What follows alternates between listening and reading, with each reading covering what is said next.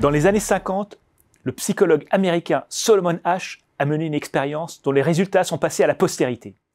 Il a recruté plusieurs cobayes et leur a montré une feuille de papier sur laquelle figurait une droite.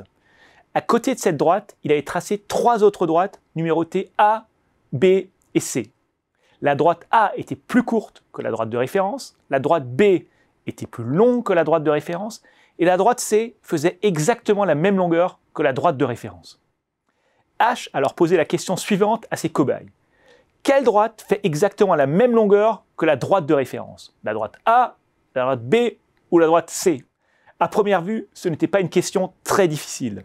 Lorsque les cobayes étaient seuls avec Asch, ils donnaient systématiquement la bonne réponse, la droite C. Un phénomène plus surprenant se produisait lorsque les cobayes étaient rejoints par d'autres personnes. Il s'agissait de 4 comédiens payés par Asch pour donner une fausse réponse. Mais les cobayes ne le savaient pas. Contre toute attente, un tiers des cobayes donnait alors la même réponse que les comédiens, alors qu'il était évident qu'elle était fausse.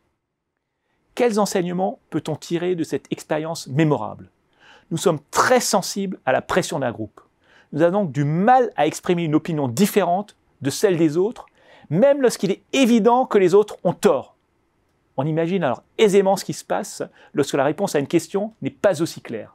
Dans la plupart des cas, on se conformera à l'opinion de la majorité, même si ce n'est pas forcément la bonne. Si les résultats ne sont pas très encourageants, il y a une lueur d'espoir. Les recherches menées par Asch ont également montré qu'il suffisait qu'un des 4 comédiens donne la bonne réponse pour que la quasi-totalité des cobayes le fassent. En d'autres termes, on a du mal à s'exprimer lorsqu'on est le seul à avoir une opinion différente de celle des autres.